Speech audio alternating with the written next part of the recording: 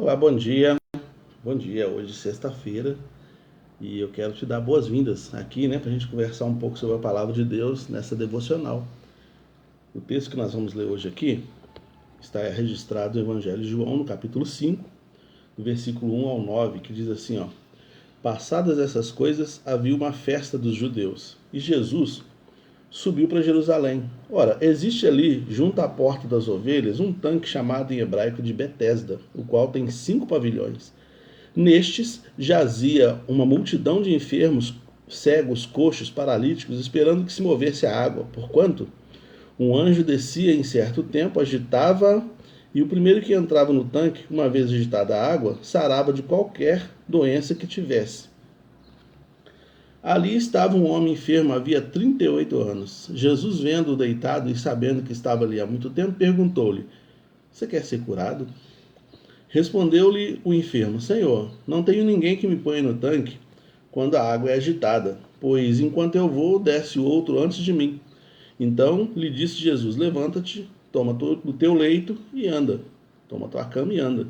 Imediatamente o homem se viu curado e, tomando o leito, pôs-se a andar. E aquele dia era sábado. Esse é um texto que a gente já leu algumas vezes. É o texto que a irmã Cristiane, nossa diaconisa na igreja, usou na quarta-feira, explanou, fez uma mensagem muito boa em cima desse texto, inclusive. E é o texto que veio para hoje. Eu poderia ter escolhido qualquer outro texto para abordar o tema que eu quero abordar aqui, que é vida para viver. O que acontece aqui o texto deixa claro: um homem paralítico, no meio de tantos outros enfermos, numa multidão de pessoas que estavam chegando a Jerusalém, porque era um período de festas, então vinha gente do mundo inteiro. A Jerusalém estava entupida de pessoas, mas Jesus viu aquele homem deitado naquela cama, naquele tatame, E ele então fala com ele assim: Olha, você quer ser curado? Pega seu leito, então levanta e anda. O cara falou que queria ser curado, então toma o leito e anda. E o texto fala: Vendo-se curado, pegou o leito e foi andar. O desfecho disso é que esse homem acabou tendo que enfrentar alguns religiosos que queriam impedir de carregar a cama, Porque no sábado o judeu não podia trabalhar, carregar a cama era um trabalho. Então, enfim, mas acabou desvencilhando-se dessa situação e encontrou-se com Jesus num outro momento, porque era muita gente, então ele nem sabia quem era a pessoa que estava falando com ele direito, até porque pessoas enfermas não podiam encarar uma pessoa que tivesse são, Essa era uma das características da religião judaica. Uma pessoa que fosse enferma, geralmente ela ficava com o rosto baixado, ela não podia olhar para quem estava falando com ela, porque era uma afronta por causa da teologia do puro e do impuro, que era uma coisa muito comum ali. Por isso que lá em Atos capítulo 3, o apóstolo João e o apóstolo Pedro, chegando na porta do templo, eles veem um homem coxo, um homem aleijado, e ele fala assim: olhe para nós.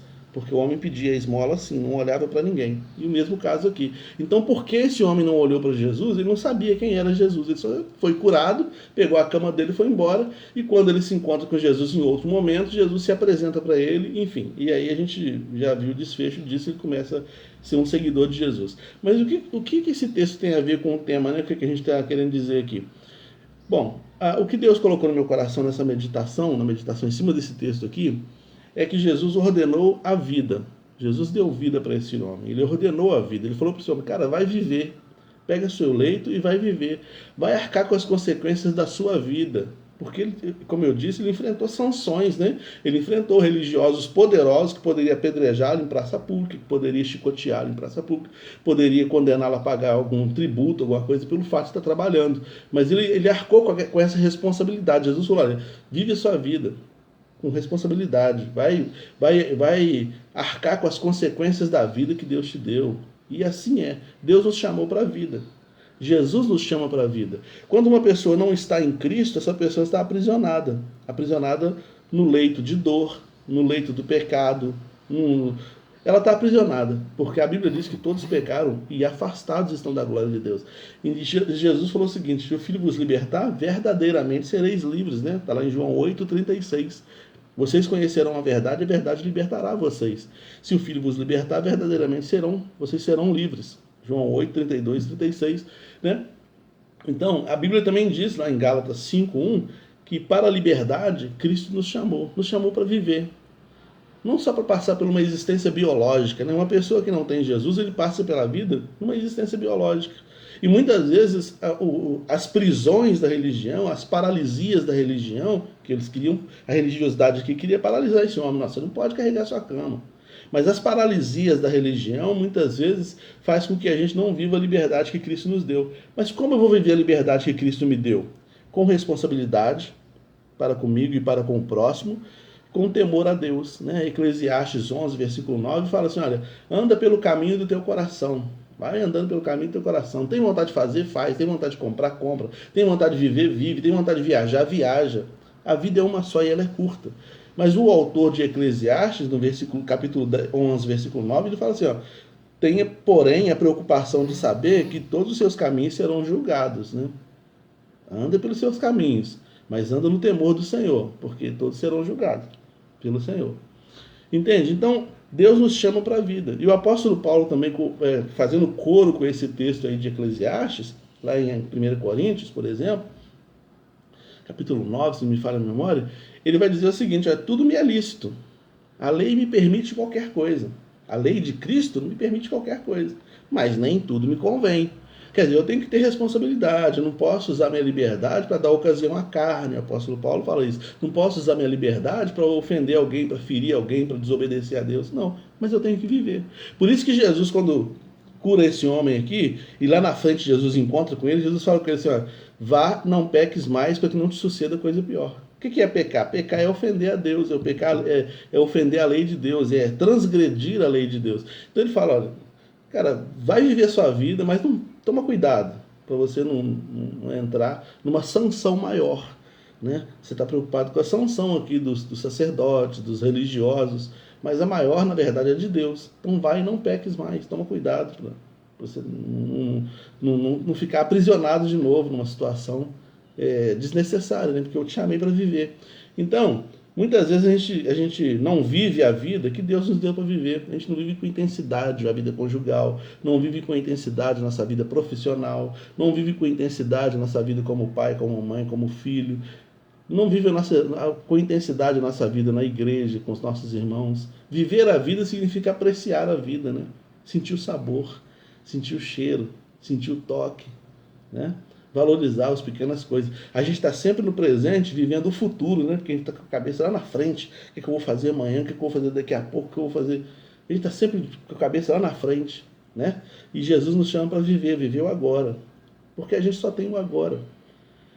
Olha só, a vida é tão curta que a gente só tem o instante. Eu não tenho nem o dia de hoje. Eu não tenho o dia de hoje. Você não tem o dia de hoje. A gente só tem esse instante aqui, ó. Esse instante. Que a gente nem sabe mensurar. Qual o tamanho de um instante? Não sei. Eu não tenho um minuto seguinte. Eu não tenho meio minuto, 30 segundos para frente. Eu não tenho. Eu posso infartar aqui agora e morrer. Então, eu e você, nós não temos nem meio segundo para frente, nem meio minuto para frente. Só tem esse instante aqui, esse momento aqui. Então ele fala, olha, vive com qualidade esse momento, vive intensamente. O escritor ao Eclesiastes, ele mesmo também fala isso. Ele fala assim, olha, vive intensamente os seus dias com a mulher da tua mocidade. Ou seja, curte o seu casamento, curte o seu filho, curte a sua vida. Curte. Mas tomando cuidado que você vai ser levado a juízo. Né? Não infringindo as leis, como Jesus falou aqui para o homem, né? Vai e não peques mais. Toma cuidado para você não ofender as pessoas, não criar lastros ou não criar dívidas, né, nessa vida. Vai vivendo em paz, vive com intensidade. Você trabalhou, você tem direito de usar o seu salário, né? Você trabalhou, você tem direito de comer uma pizza no final de semana. Hoje é sexta-feira, hoje é dia do lixo aí na sua casa também, o dia que você come alguma coisinha diferente. Nesse dia, geralmente as mulheres falam, tô enjoado de arroz e feijão. Aí à noite você pede uma pizza, você pede um cachorro quente, né? Se você tiver um dinheiro para isso, um cachorro quente, uma pizza, ou faz um cachorro quente na sua casa, né? Mas come com gosto. Tem um pastor que fez meu casamento. No dia do nosso casamento, fazendo a cerimônia, ele falou inclusive isso. Ele falou o seguinte, olha, curte a sua vida com a sua esposa, senta na praça ali, não sei nem se pode sentar em praças hoje, né? Tá tão perigoso hoje fazer tudo, mas enfim, senta na praça ali com um cachorro quente, saboreia esse cachorro quente com a sua esposa, vive intensamente isso, viva a vida, viva esse instante, viva esse momento, sabe? Tira a preocupação A Bíblia fala assim, cuidado para não sobrecarregar seu coração com ansiedade. Para de trazer o futuro para cá. O futuro não está aqui, não. O futuro não está aqui, não. Aqui agora você tem um instante. Então agora, nesse momento, vive intensamente. Pega um livro, vai ler. Pega um curso, vai fazer. Hoje em dia está fácil fazer um curso, ler um livro. Tá fácil as coisas, está mais acessível, né? Então aproveita, vai fazendo os instantes serem instantes intensos, sabe? Faz os instantes serem instantes intensos, para que você, inclusive, tenha uma história boa para contar lá na frente. Daqui a pouco você vai passar dos 50, e quando começa a passar dos 50, 60, a gente vai virando contador de história. Começa a falar, quando eu tinha 18 anos, quando eu tinha 20 anos. Que história você vai contar se você não viver intensamente, se você não tiver uma vida para viver? Uma vez um irmão falou comigo assim, pastor, eu estou querendo fazer uma viagem ao Chile, e eu vou de carro. Eu quero viver isso. Eu falei, cara, que legal, que bacana. E ele foi mesmo, pegou a família dele, pegou o carro e foi pro Chile de carro. Eu falei, que bacana isso, uma viagem longa e tal, mas ele falou assim, a gente vai parando, a gente vai curtindo os lugares, sentindo os ares, sentindo os climas das cidades, dos lugares, esses lugares aqui no Brasil mesmo que a gente não conhece. E ele, graças a Deus, é um irmão que tem viajado bastante, está aproveitando bastante a vida. Isso é bom, viver, porque senão a gente fica parado na cama. Esse homem não estava deitado 38 anos na cama, a gente fica deitado 38 anos na cama também, vendo a vida passar, vendo as coisas. Então a gente não conversa com as pessoas. Eu preciso sair de casa todo dia. Todo dia. Quando eu às vezes eu estou trabalhando, fico trabalhando o dia inteiro aqui em casa, mas chega uma hora que eu paro o serviço aqui, vou dar uma volta, pego o carro, dou uma volta lá embaixo, meia horinha dando uma volta de carro, vendo gente, vendo coisa, vendo vento bater no rosto, sabe? Isso é viver também, né? Ventilar a mente. Né? Então, a proposta da mensagem, Jesus nos chamou para isso, para viver, para curtir a vida, para sentir a vida, não para ser aprisionado, né? Não, nos chamou para liberdade. João 8,32, vocês conhecerão a verdade libertará vocês, né? Então, você está preso em quê? Em pensamentos, em sentimentos, em emoções, coisas que você não tem mais controle, o passado, o presente, o futuro. O que está te aprisionando? Vá a Cristo, peça a Ele para te libertar e viva a liberdade em Cristo.